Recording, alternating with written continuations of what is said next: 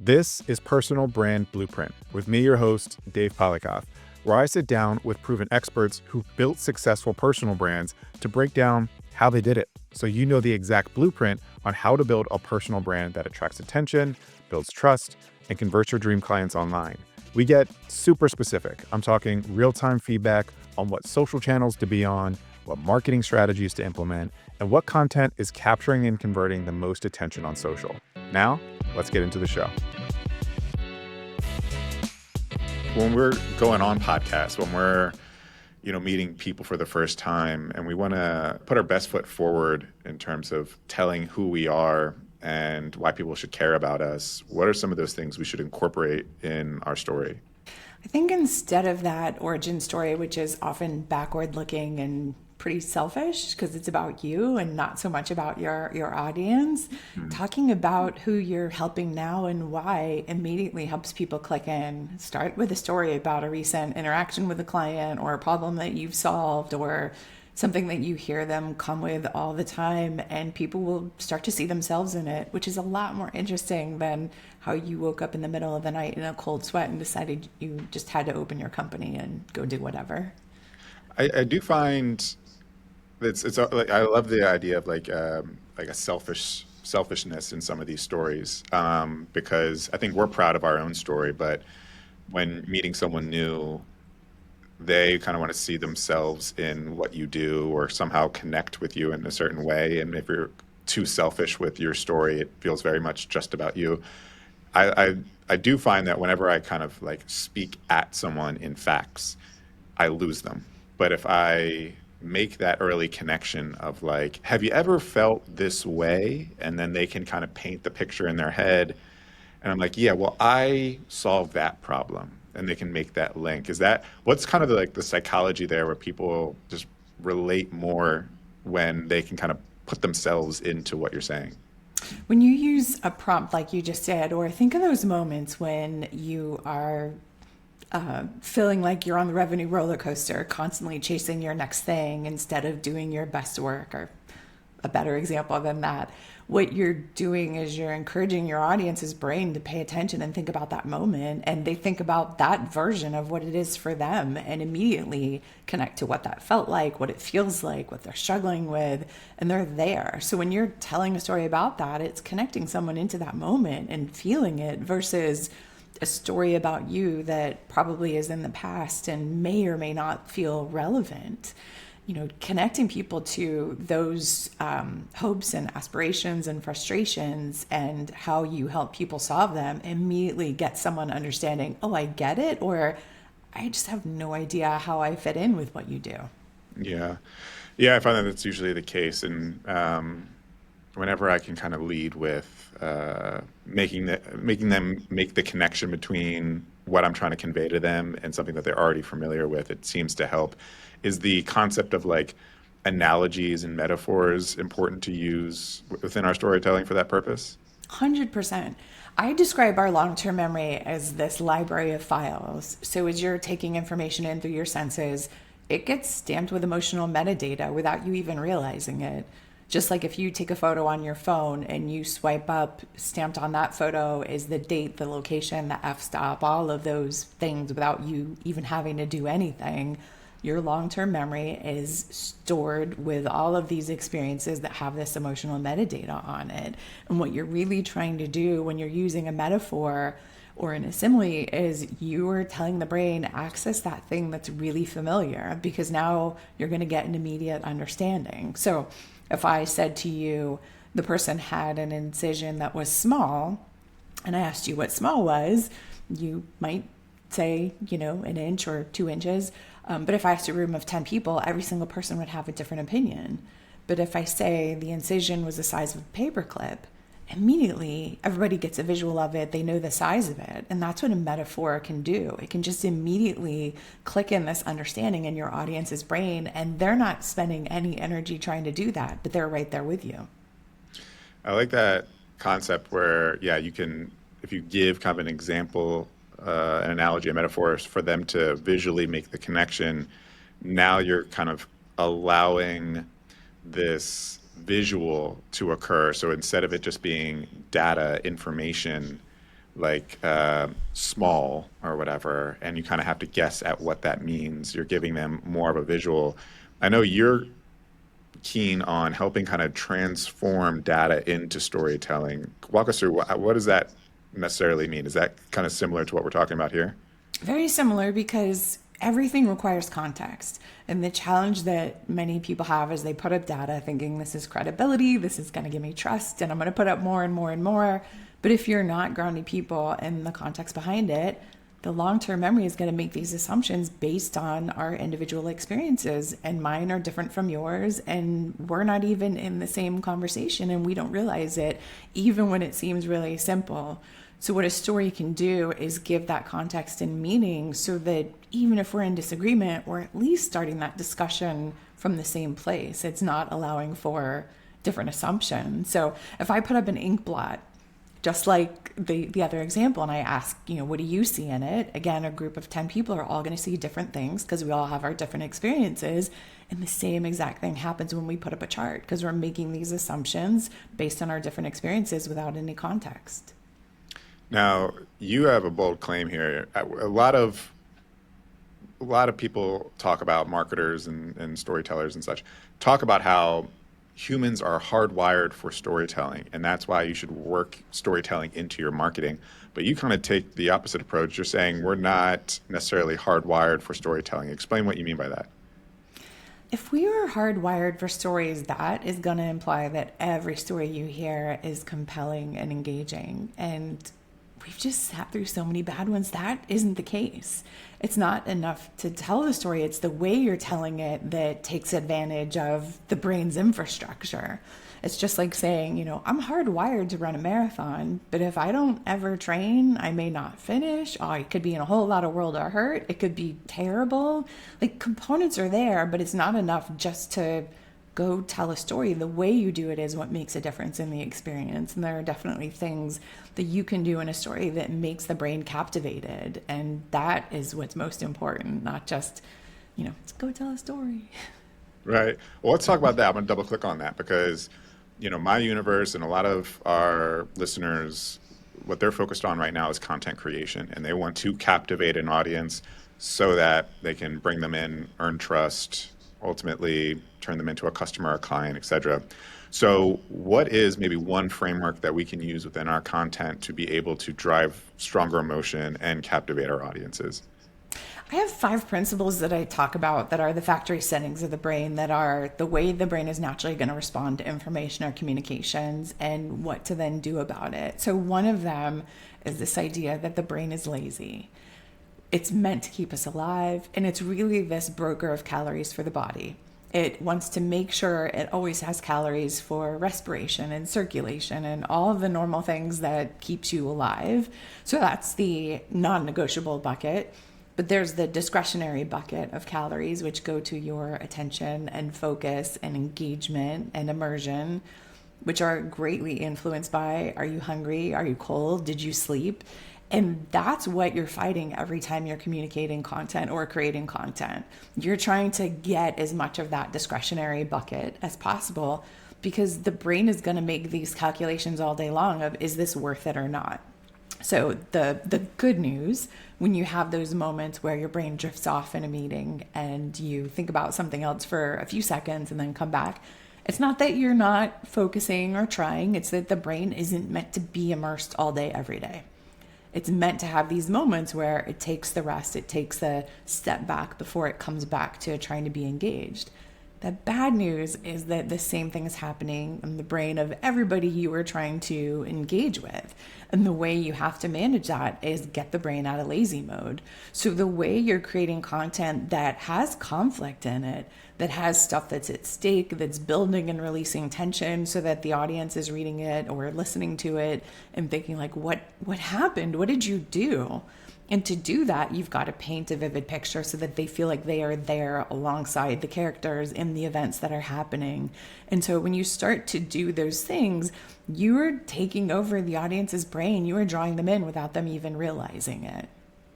So, if I can recap what you just said, it sounds like when people are on social feeds, they're scrolling, their brain is like turned off, if you will, and they're just kind of like consuming and whatever's given to them They're just kind of blankly, passively consuming. And so our goal with our content is to wake that brain up through some sort of like emotional trigger, or maybe a anti-take on something that confuses them for a second. Is that kind of what we want to do here? Is shock and awe in a way, but like in a healthy way, to snap them out of their kind of passive consumption of content? Absolutely. And it doesn't even have to be this dramatic shock and awe, but think about just it like you're talking about in your example on social media. When you're scrolling, what stops and catches your attention? What makes your brain say, wait? Or when you're scrolling and someone starts their day in the life and they are rambling and they're taking forever to get to it, and then you're like, swipe, let's go. I don't have time for this. That's your brain making these calls of like, this is not worth it. So the goal is you want to make the brain get out of lazy mode and pay attention and want to see more. Yeah. What maybe is one way that we can incorporate into our content that would allow for someone, the brain to wake up? Like, is there certain tricks or ways to, 'cause especially we always talk about the hook, right? Like the first 3 to 5 seconds, you need to capture them emotionally, curiosity, etc. Is there any types of storytelling frameworks that allow us to help us make better hooks or better posts overall and wake that brain up?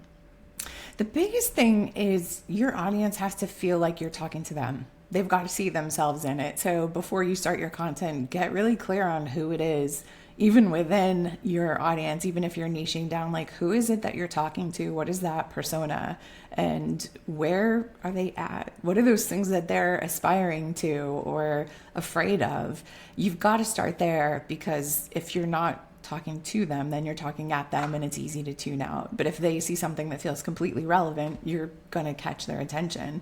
But within that, there's got to be something that you're connecting to that helps them feel like something is at stake. Like you want them to have that, what happened? What'd you do? Or what's going on here moment. And that means it can't be a really flat piece of content or something that's super predictable. There's got to be something in there that's unexpected. And that could be a plot point if it's a story. It could be a detail that is just so vivid, or a word that isn't used. I heard someone use the word moxie the other day, and that made my brain go, what? Because it's not a word that you hear every day. So there's some specificity that's needed that makes people pay attention and lean in. And once you start to catch them, you want them to understand what's going on, what is at stake, like what is hard about this particular thing that they're experiencing. If you can get those things right, you already have attention and you can build from there. Love it. Now, you have another take on a popular concept within like the business storytelling world around Simon Sinek's why. So why is Simon Sinek's start with why philosophy actually bad advice for most personal brands? I think that it places so much importance on one story. I get a lot of people that will say like, well, I don't have a big why. I didn't climb Everest. I didn't have a personal tragedy in my life that caused me to open my business or do this thing. I just did it. And then they feel like they're not enough because they don't have this big dramatic why story. And so there's a lot of assumptions about why that aren't helpful. Why is a very selfish story about you, and it's not so much about your audience. A better story is focusing on your audience. Who are those people that you're serving? Like not why, but why now? Because one story isn't going to do all the work for you. And if you think of companies that have evolved over time, if we take like Amazon, if Amazon was telling their why story, they would be talking about shipping books, and they're so much further along from that. They focus on other things. And so your why has a shelf life. Your why is important for your about page. It can help in some moments, but when I introduce myself now, I never talk about the origin or the why. I focus on who it is that I'm helping, who it is I'm working with, and really making sure they see themselves in it. The problem you're trying to solve for others, essentially, instead of the reason you started your business to begin with. Or problems, because I think that we think there's going to be one story that sums me up perfectly and that's all you need to know. And life isn't that neat. There's so many little things that you can pick a smaller moment and have people connect into that. And if they're intrigued, they want to learn more. I just don't assume that one story is going to do all the work for you, and that's okay. There's going to need to be multiple stories that help people not only connect to that moment, but start to think more broadly about other things they should be considering. That is an interesting point. I find this a lot with content and, clients that feel weary of sharing certain stories, or they don't think that a certain story is going to be worthy of someone's attention. But even just personally, I find that sometimes the right piece of content lands on my feed at the right time when I'm going through something or I just experienced something very similar to what this person is talking about. And it can be such a niche event or emotion or point that they're trying to make, but it resonates with me just at that right time. And I'm like, do they have cameras in my apartment? Like, they have, a speaker in my mind, because this feels so connected to what I'm going through right now that you're like, okay, they're worth at least checking out and potentially even a follow, because it just feels like they know what's going on in my life. So like this idea of just, being comfortable with speaking at multiple stories within your life instead of just repeating the same story over and over again. Can we build on the other thing you said in that is like we are chasing that moment that you just described, but there is often the precursor to that, which is, I don't know if this story is good enough or if this is the right one. And we need to stop thinking about stories as good or bad. You are not taking a story off the shelf and sticking it into a situation. You're starting with who are you trying to connect with and what is it that you want them to feel as a result of this, and what do you want them to do, and what's their mindset today, and what might be an obstacle.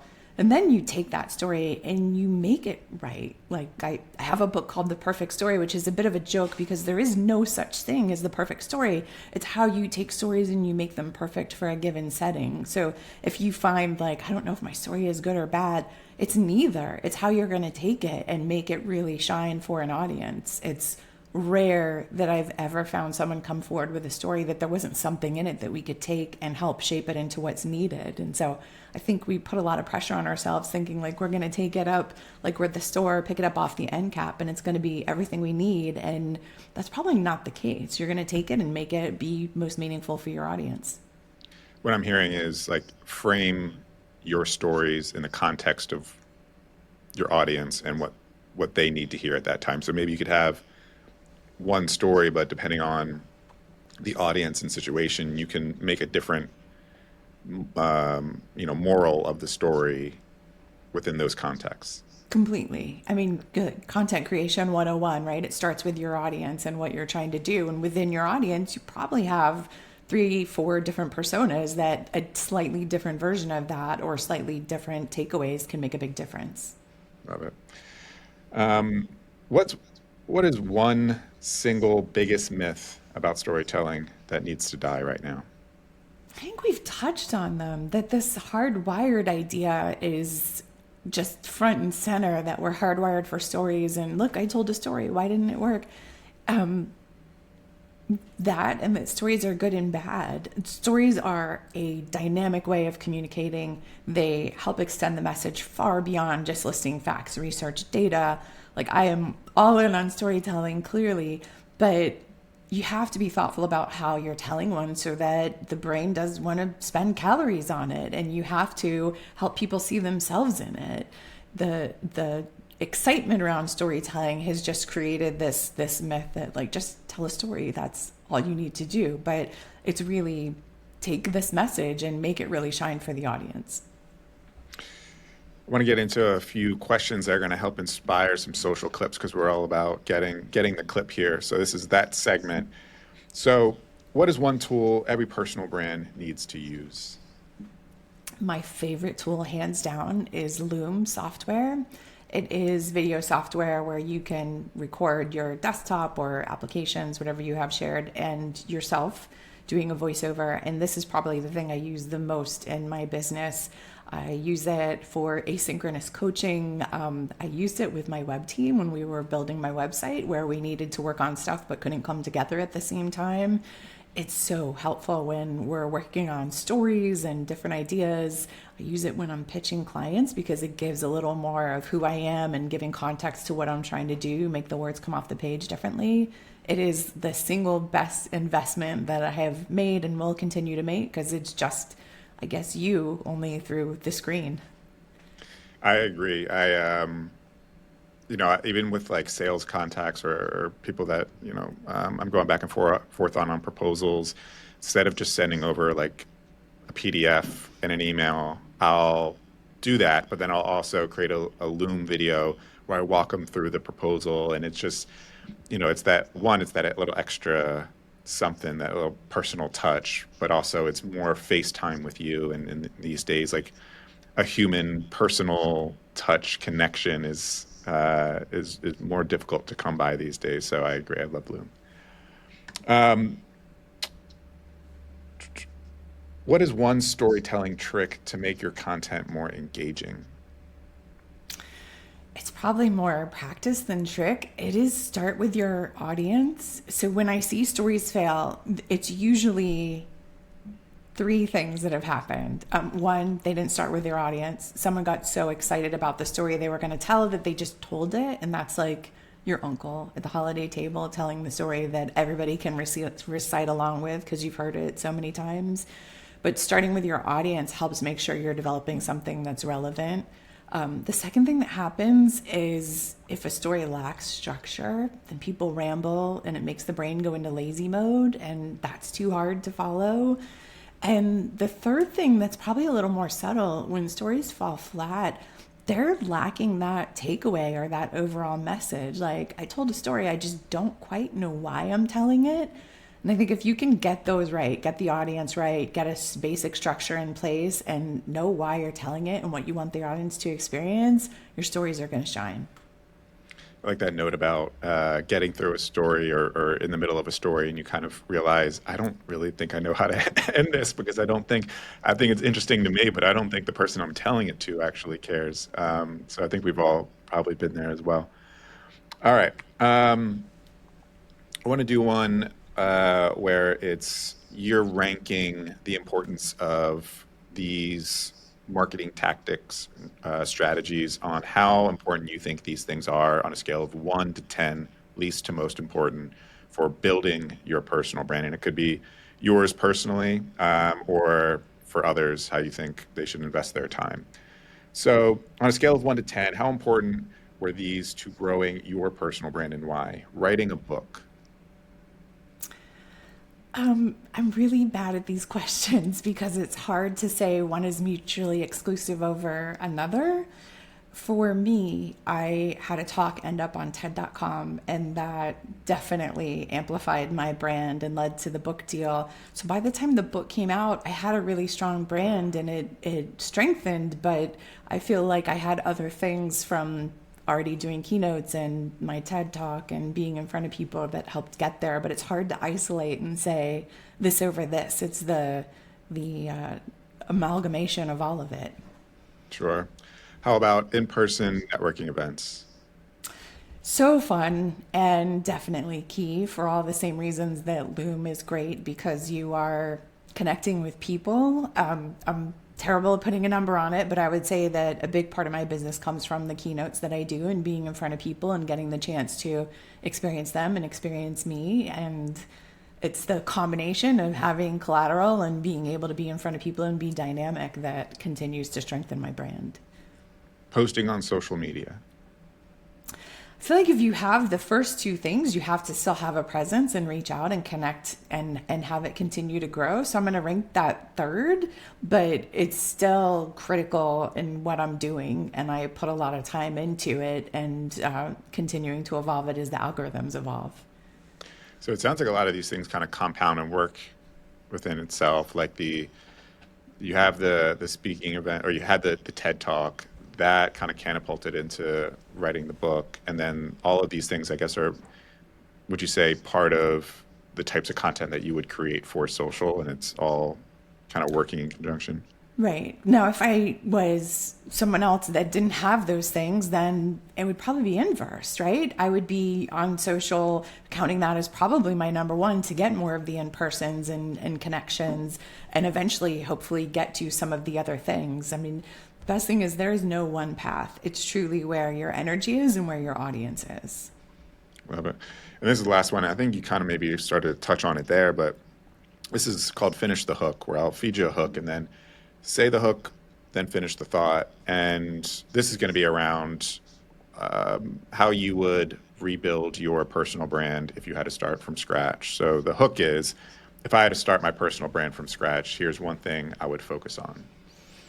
It's such an interesting question, especially now, is I think that a lot of the different places online are saturated with the AI slop and trying to get attention and algorithms and push. You have to figure out that. You have to figure out how to get in front of people both physically and virtually. And so if I was starting over and I didn't have the book and the TED Talk as the amplification, I would be looking for places to get in front of people physically, and then how I am really establishing my brand and message consistently online and trying to find different audiences.